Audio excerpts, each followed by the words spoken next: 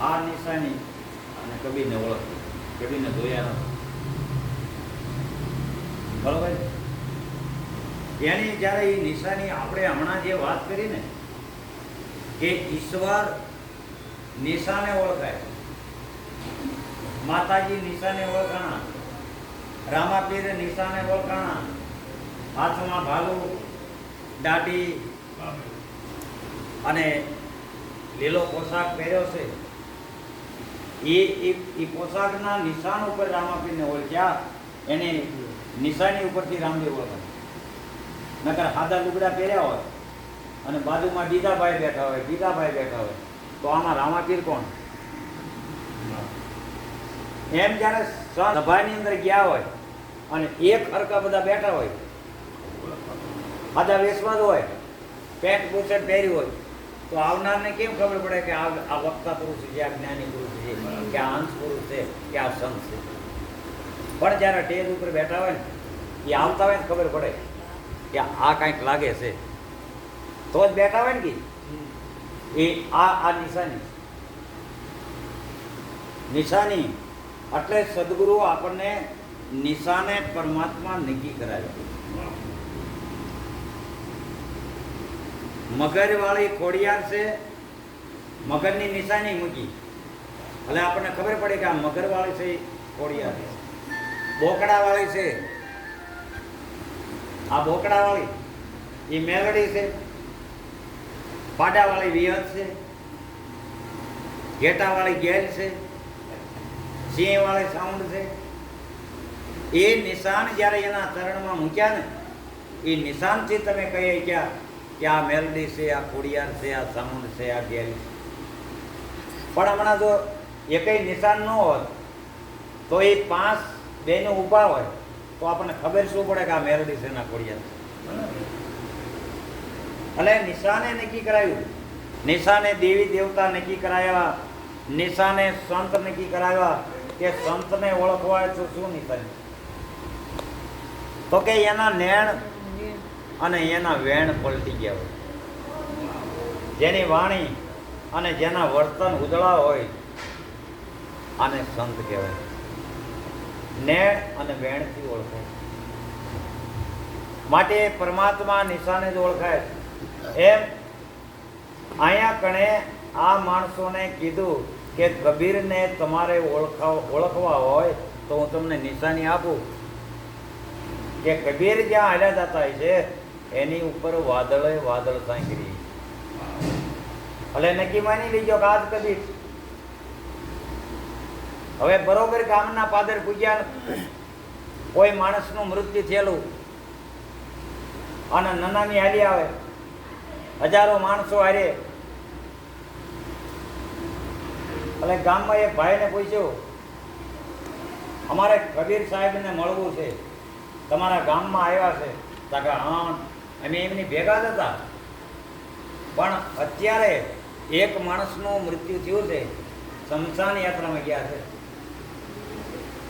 તો હવે આ માણસોએ વિચાર કર્યો કે આટલા બધા માણસોમાં ઓળખવા કેમ? તો બીજા ભાઈ હતા ને કે એક જણે નહોતું કીધું કે માથે વાદળે સાંકળી હોય એ કબીર. હવે અહીંયા શમશાન યાત્રા નીકળે છે, તમામની માથે વાદળે સાંકળી. કારણ કે એ પ્રસંગ કેવો હોય, જેના ઘીરે મરણ થયું છે, એ રોક અકળ થતી હોય, બધાને વેરાગ લાગ્યો હોય, એ વખતે વિચાર કરે કે આ આપણે પણ વિયા જવાના, કોઈ કાયમ અહીં રહેવાના નથી. હવે બધાને વેરાગ લાગ્યો, શમશાન ગયા, અગ્નિ સંસ્કાર દીધો માણસો, પછી નોકા બે ને અગ્નિ પ્રગટ કરી દો, પછી માણસો કહી જાય નોકા 5-10 માણસોના ટોળા બે જાય અને બેઠા પછી વિષયની વાતો થવા માંડી. તમારે કપાવણ કેટલો થાય છે, તમારા દીકરા ક્યાં નોકરી કરે છે, આ એ બધી વાતો વિષયની વાતો ચાલુ થઈ અને માથે જે વૈરાગની વાદળી હતી ને એ ધીરે ધીરે હટવા માંડી. બધા નાય અને જ્યારે ગામના ફાધર આવ્યા ને કબીર માથે એક માથે આટલી ખાલી સાંઈ, કારણ કે એ શમશાનીઓ વૈરાગ છે. એ શમશાનમાં હોય એટલી ઘડી, પણ કાયમ વૈરાગ હોય ને એ ગીરે આવે તો વૈરાગમાં એની માથે વૈરાગની વાદળે સાંઈ કરતી હોય. આ અખંડ વૈરાગ. આવો વૈરાગ કોઈનું મૃત્યુ જોવાથી લાગે, કોઈ જીવ દુઃખી થતો હોય તો લાગે, એ અખંડ વૈરાગ લાગ્યો કહેવાય. માણસને એ વખતે જે વૈરાગ લાગે ને અખંડ વૈરાગ. બુદ્ધ ભગવાનને આવો વૈરાગ લાગ્યો. એક ડોશીમાં વાંકા વાંકા હાલ્યા આવતા, આમાં મળ્યા, પૂછ્યું માં વાંકા કેમ વળી ગયા? તો કે આ શરીરને એક દિનના સમયે વાંકું વળી જાય, ઉંમર થાય એટલે. તો કે આવું થાય? તો કે હા બધેને અમને હોત થાય છે. તો કે તમારી ઉંમર થાય છે ત્યારે તમારી કેડીથી તમે પણ વાંકા વળી જાય છો. અને ધીરે ધીરે વૈરાગ મીંડો લાગવા બહુ આગળ ગયા હતા. શમશાન યાત્રા મળી, ઊભા રાખીને પૂછ્યું કે આ બધા ક્યાં જાવ? તો કે શમશાન. શું લેવા? તો કે એક ભાઈ મરી ગયો. તો કે મરી ગયો એટલે? બુદ્ધ ભગવાન રાજકુમાર હતા, નાની ઉંમર હતી. તો કે મરી ગયો એટલે આ ખોળિયામાંથી પ્રાણ નીકળી ગયો એટલે મરી ગયો કહેવાય. તો કે આ એક જ મર્યા કે બીજા? તો કે બધા મરી જવાના. બધાના આ બધા જેટલા રહ્યા ને એમાં એક દી વારા પડતી બધાના ખોળિયામાંથી પ્રાણ નીકળી જાય છે. આ ખોળિયું એક દી છોડવું પડશે. તો કે મારા ખોળિયામાં જ નીકળી જાય છે? તો કે હા. અને લાગ્યો વૈરાગ. ઓહો, એક દી નીકળી જાય એ પેલા હું કાંઈક કરી લઉં. અરે જ્યાં સુધી તમારી પાસે સુવાસા છે ત્યાં સુધી મહાપુરુષ કે કાંઈક કરી લો. એટલે સંતોએ પુરાવો આપ્યો છે કે હવે બાકી છે તેમાં દો ધ્યાન. ભરતભાઈ, હવે બાકી વધ્યા અત્યાર સુધી તો વેડ ગયા એમના, પણ હવે બાકી છે એમાં દો ધ્યાન. તો આ બાકી છે એમાં ધ્યાન, એવું ધ્યાન દો, પૂરેપૂરું ધ્યાન દો. જેમ વાડીએ જાવી અને આખી રાત આપણે જાગવી, શું લેવા? રોજ ખાઈ નો જાય, ઢોર ખાઈ નો જાય, એટલે આખી રાત આપણે જાગવી છીએ. એમ એવું પૂરું ધ્યાન દો તો તમારો મોલ સહી સલામત રહે છે અને પાકી જાય અને ઘીરે આવી જાય. જ્યાં સુધી જેમ દેખરેખ રાખવી છે એમ આમાં પણ દેખરેખની જરૂર છે. આવું ધ્યાન હલતા ચાલતા બેહતા ઉઠતા હર ઘડી હર પળ સદગુરુની મૂર્તિ હર ઘડી અને હર પળ યાદીમાંથી નોંધાવી પડે. આને સાચું ધ્યાન. એક માણસે પ્રશ્ન કર્યો હતો કે ધ્યાન કરવું પડે? આ ગુરુએ મંત્ર આપ્યો, એને પછી ધ્યાનમાં બેસવું પડે, ધ્યાન કરવું પડે. શું કરવું? કે ધ્યાન રાખવું પડે? ધ્યાન રાખવું પડે, ધ્યાન કરવું ન પડે, ધ્યાન રાખવું પડે. ધ્યાન કરવું નથી પડતું, ધ્યાન રાખવું નથી પડતું, અને રખાઈ જાય છે. તમારા આંગણે, તમારા ઘીરે, તમારી તેજોરીમાં 1 કરોડ રૂપિયા પડ્યા છે. તમને ખબર છે કે નથી? છે. તમારી ધ્યાનમાં છે ને? બરોબર. પછી બહાર ગામ જાઓ તો પછી ધ્યાન ધરવું પડે કે મારા ઘરે 1 કરોડ છે?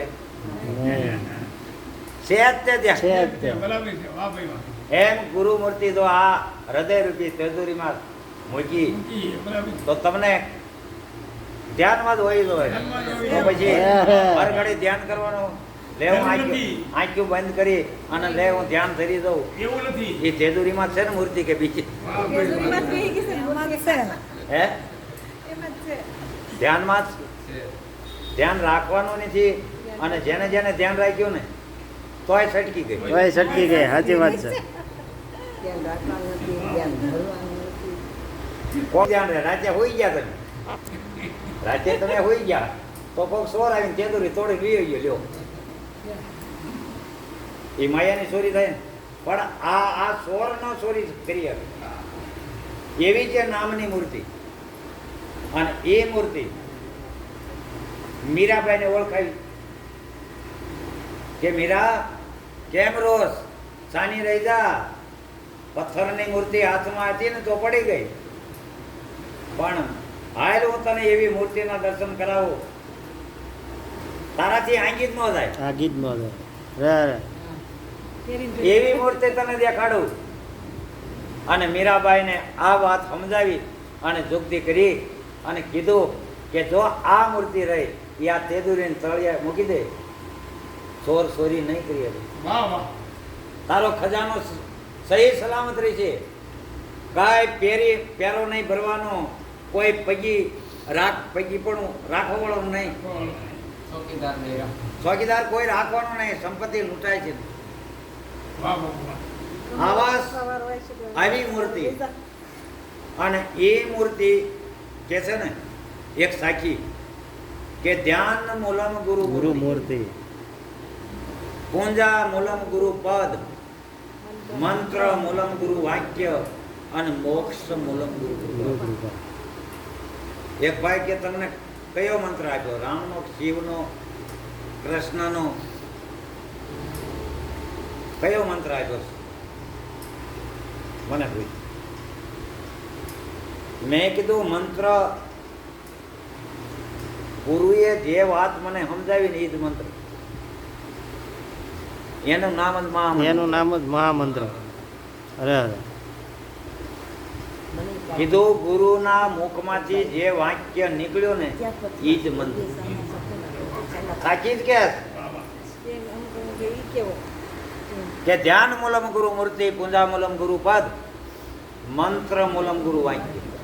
ગુરુ વાક્ય છે ને એ જ મંત્ર. એ જ મહામંત્ર છે. એટલે એ ગુરુ મંત્ર મને આપ્યો છે કે આત્મા હાજર છે, આત્મા અમર છે, આત્મા આવતો નથી, આત્મા જાતો નથી, આત્મા ખાતો નથી, આત્મા પીતો નથી, આત્માને કોઈ જાત નથી, આત્માને કોઈ નાચ નથી, આત્મા કોઈ સ્ત્રી નથી, આત્મા કોઈ પુરુષ નથી, આત્મા કોઈ હિન્દુ નથી, આત્મા કોઈ મુસલમાન નથી, આત્મા કોઈ પકડ નથી, આત્મા કોઈ સાધુ નથી, આત્મા કોઈ સંસારી નથી, આત્મા કોઈ ત્યાગી નથી. તો કેવો આ મને ઓળખાયો. આ જે તમારો આત્મા છે એ સંસારી નથી. ભગવાન કૃષ્ણ કે છે ને ગોપીઓને કે હે ગોપીઓ, હું બાળ બ્રહ્મચારી છું, અરે સદા બાળ બ્રહ્મચારી છું. ગોપીઓને શંકા થઈ. 16,1608 ગોપીઓ છે અને કૃષ્ણ કે હું બાળ બ્રહ્મચારી છું. કેમ માનું? ત્યારે ગોપીઓ ભગવાનને કહે છે કે અમે તમારી રાણીઓ છીએ અને તમે બાળ બ્રહ્મચારી? તો કે હા.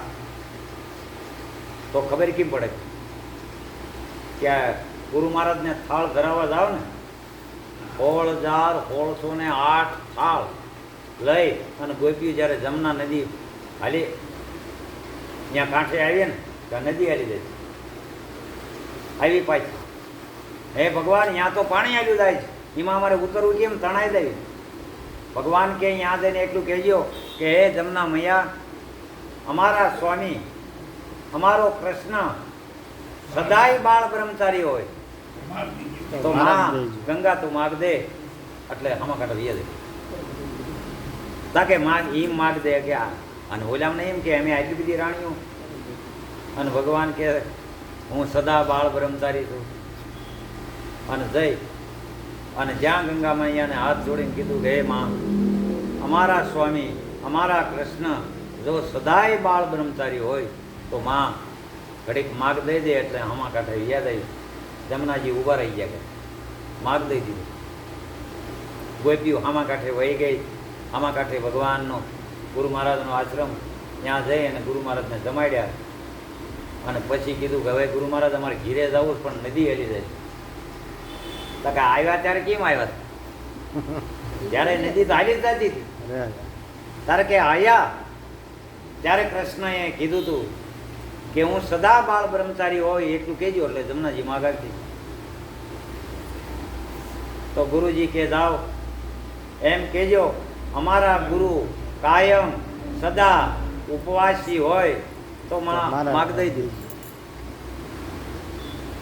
ઓલી ગોપીઓએ વિચાર કર્યો 16,1600 અને 8 થાળ ખાઈ ગયા ગુરુ, તોય ઉપવાસી. તોય ઉપવાસી.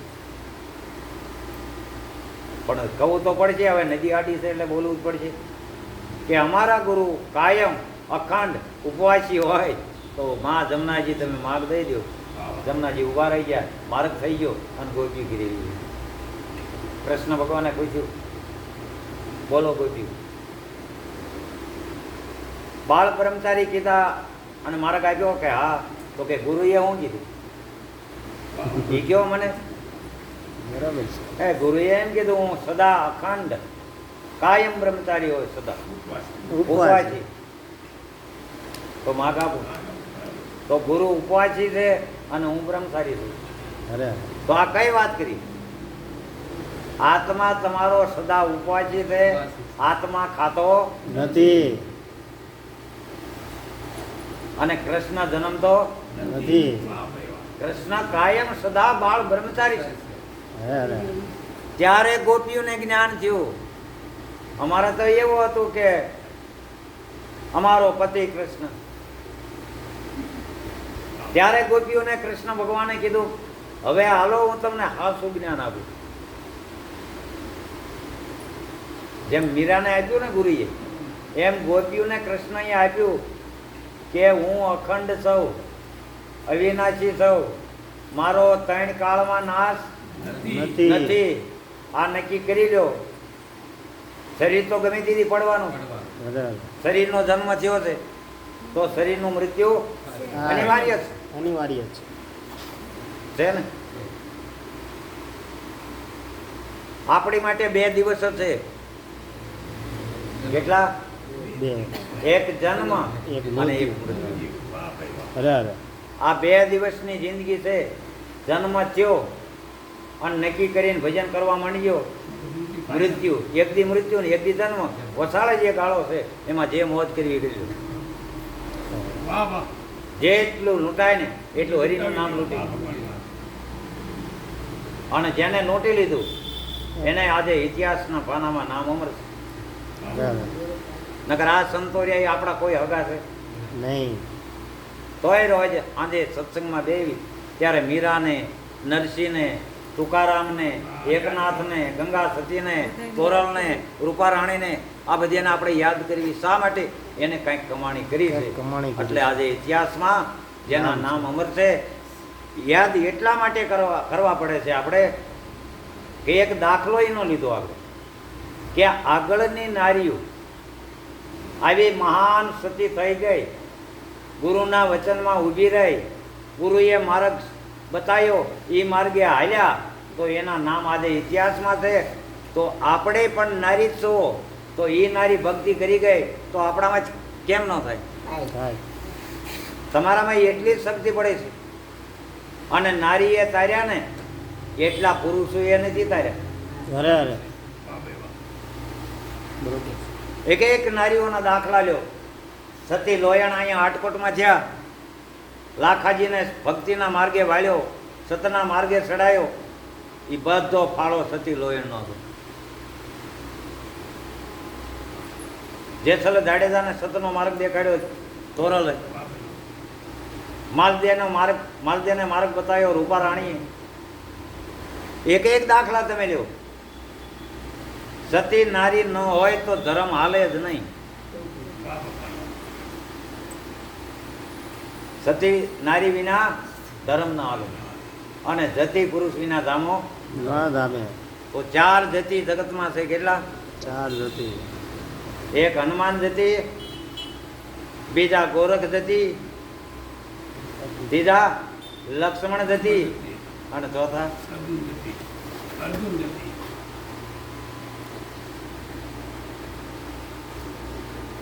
ચાર જતીની નામ બતાવ્યો છે.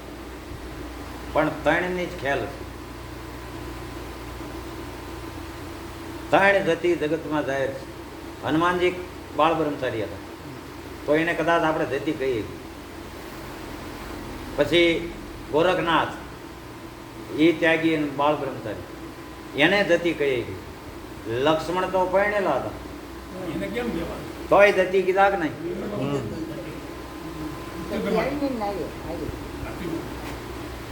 અને ચોથા જતી ની ખોજ આપણે બધા ભેગા થઈને કરવાની છે. સીતા ચોથો જતી કોને કીધો? પોતે પોતાને જાણી લે ચોથો જતી.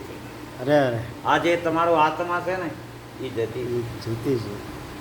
અને સુરતા છે ને એ સતી છે. આ વાત કરી છે. સુરતા અને શબ્દ આ જતી અને સતીની વાત. દેહ કરીને પણ જગતમાં સતી છે અને સુરા છે, ભક્ત છે, દાતાર છે, વૈરાગી છે, સંન્યાસી છે, એમાંય છે સંસારની અંદર. એ આ બહાર જગતની વાત. પણ અંદર જગતની અંદર આપણે ડોક્યું કરવાનું છે કે અંદર જતી કોને કહેવાય, અંદર સતી કોણ, અંદર ત્યાગી કોણ, અંદર સંન્યાસી કોણ, અંદર બાળ બ્રહ્મચારી કોણ. આપણે અંદર ખોજ કરવાની છે અને બહાર ખોજ કરીશું તો કે ઓલા બાપુ બહુ સિદ્ધ પુરુષ છે, જુનાગઢમાં છે, તો કે જાવું છો બાપુના દર્શન કરવા. અરે અરે હા, અને જાય છે માણસો. અરે જુનાગઢમાં એવા અવધૂત પુરુષો છે તો જુનાગઢ આપણે જઈશું, એ અવધૂત બાપુના દર્શન કરીશું. પણ અંદર એક અવધૂત પુરુષ છે અને એ પુરુષના જો દર્શન થઈ જાય તો આ 84ના ફેરા મટી જાય. પછી એ અવધૂત પુરુષ મટીમાં બેઠા તો કે જુનાગઢી બાપુ એમને મટી છે અને મટીમાં છે બાપુ, મટી બહાર નીકળતા નહીં. નહીં વાત સાચી છે. આ મટીમાં બે એટલે મટીમાં રહે ને, અંધારી કોઠડીની અંદર રહે, બહાર નીકળે નહીં. એટલે જગતમાં આકર્ષણ થાય તો કે એ બાપુના દર્શન કરવા પડશે. અને સંત દર્શન તો ઉત્તમ જ હોય ને, પણ એ બહાર જગતનો તમને લાભ થાય, કદાચ એવું ફળ મળે તો સંસારમાં સુખી થાવ. પણ જે મૂળ ઘરની વાત છે એ અવિનાશી અવધૂત, જે આ કાયાને મઢી કીધી છે, આ મઢીની અંદર અવિનાશી પુરુષ એને સંતોએ અવધૂત કીધું. અવધૂત કીધો છે. અને એ અવધૂતના દર્શન કરવાની વાત હે. અને જેને જેને દર્શન કર્યા ને એનું કામ થઈ ગયું. હો બાબુ, એના મેળ પછી કોક પૂછે કે તમે અવધૂતના દર્શન કર્યા? અરે રૂબરૂ કર્યા. અવધૂત ની બા સામે જ બેઠો હતો. સાચી વાત છે. હા, અરસ પરસ દર્શન થઈ જાય. તો કે પાછા આપણે પૂછે કે એ અમને થાય? એટલે થાય જ ને. થાય. પણ ત્યાં જુનાગઢ જવું પડે. હવે જુનાગઢ નથી જવું તો એ મટી આપણને જડે નહીં, અને મટી ન જડે તો બાપુ કેમ જડે? જો તમારી તૈયારી હોય તો કીધું હાલો જુનાગઢ. જુનાગઢ હો, જૂનોગઢ. હા જૂનોગઢ છે.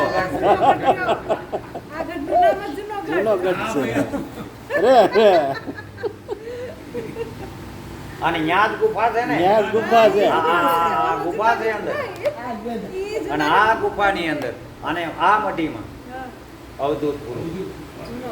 તો કે આને કોને કોને ઓળખ્યા? એટલે 4-5 સંતોના નામ આવ્યા.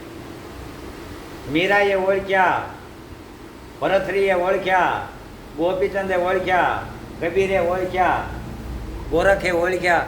આવા સવારામ બાપાએ ભજનમાં 2-4 સંતોના નામ લખ્યા, એને ઓળખ્યા. અને એ જે માર્ગે આલ્યા, એ જ માર્ગે તમે જાઓ તો તમને પણ એ અવધૂતના દર્શન થાય. જે સદગુરુ આલ્યા હોય એ માર્ગે આપણે હાલવું પડે. અવધૂત એટલે કીધું કે નિરખો નિજ સ્વરૂપ મઢીમાં અવિનાશી અવધૂત રંકા વંકા કેવળ કુબા મસ્તો મીરાબાઈ દત્ત કબીર ભરતરી ગોરખે ઈ મૂર્તિ ઓળખાય. વાહ ભગવાન.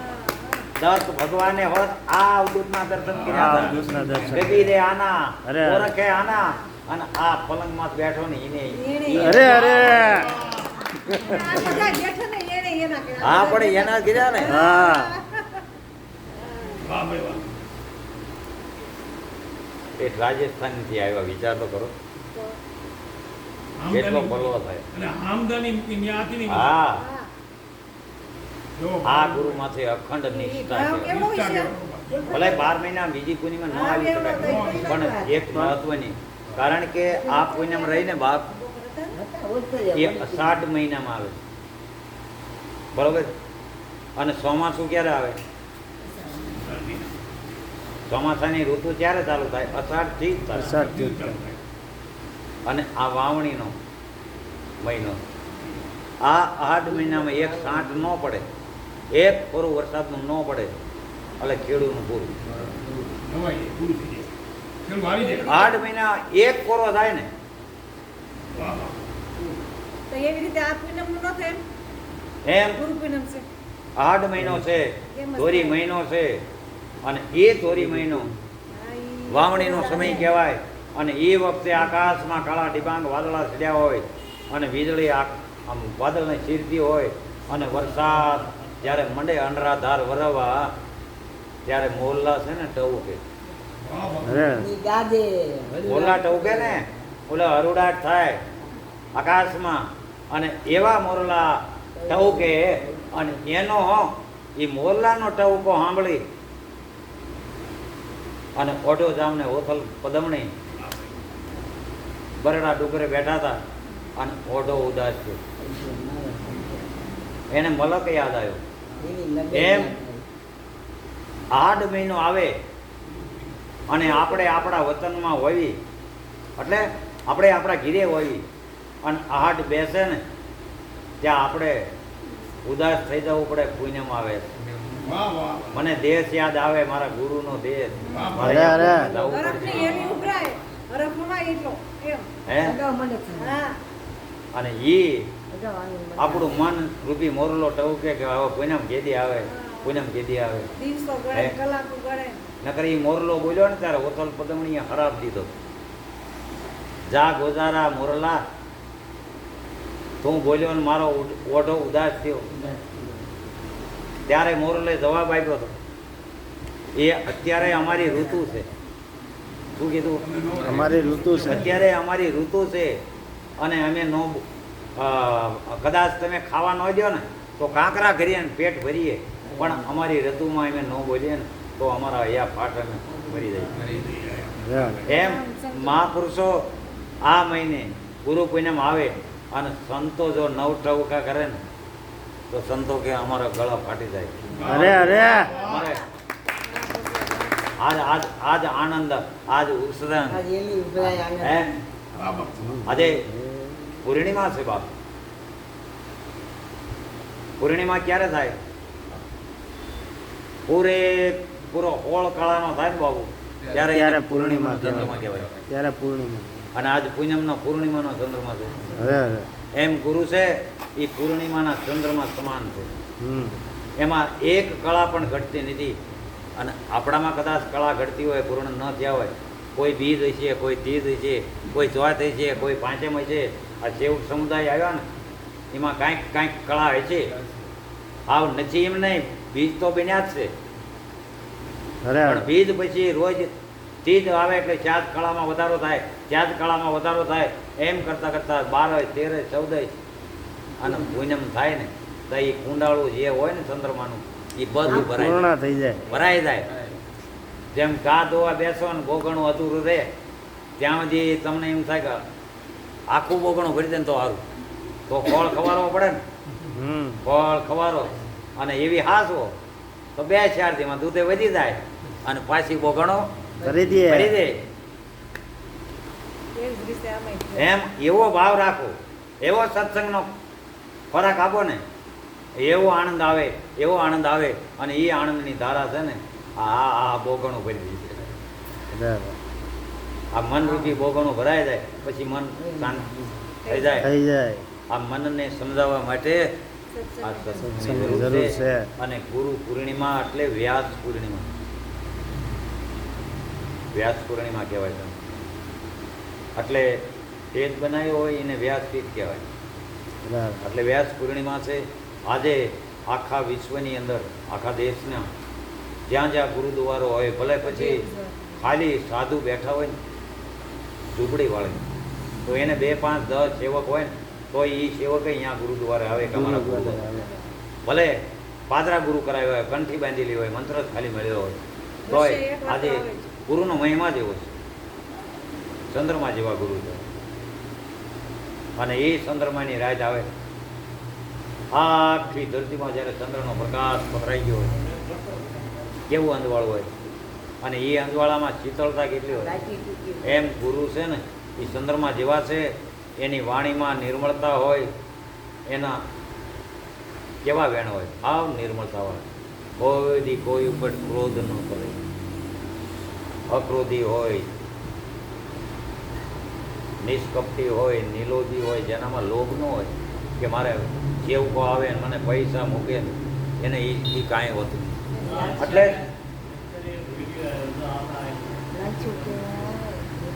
હા. એટલા માણસો આવ્યા છે